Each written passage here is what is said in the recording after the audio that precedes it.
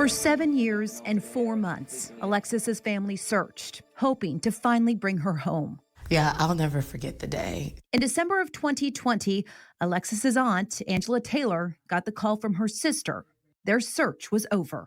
I got sick to my stomach. Like, I was on 64 and I had to pull over because I just needed to like throw up. And I called her back and I said, she was like, "They found Alexis." And I said, "No, I heard you."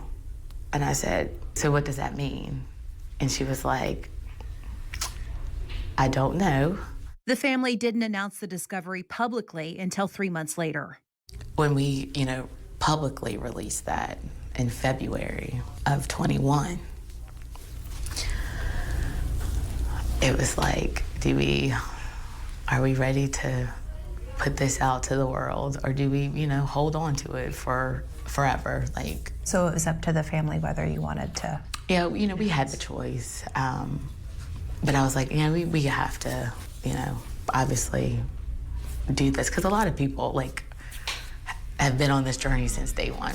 Alexis's family held a celebration of life June 5th of that year on what would have been her 25th birthday.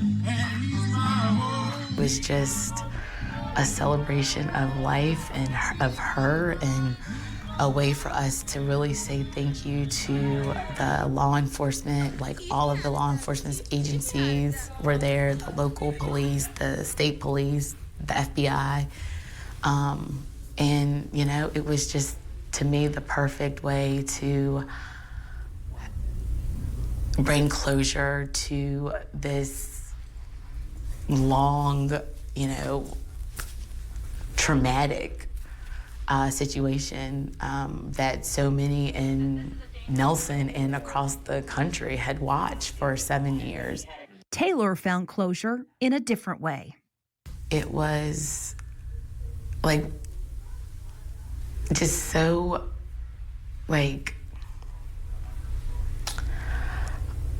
peaceful. She went to the very spot off of 29 near Stage Bridge Road in Nelson County where Alexis's remains were found.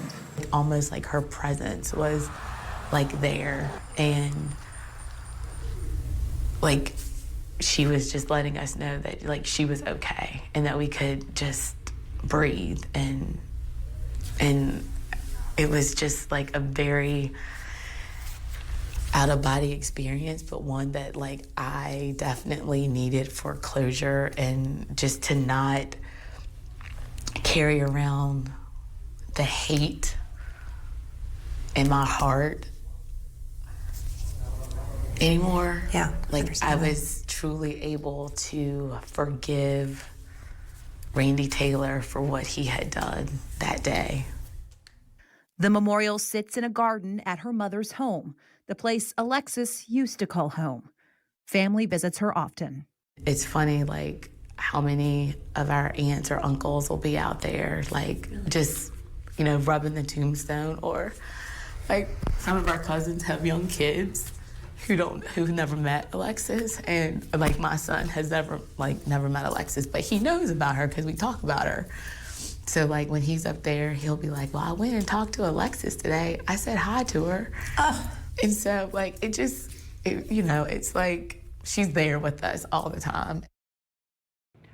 I also reached out to Randy Taylor through the Department of Corrections for an interview from jail. He declined that offer.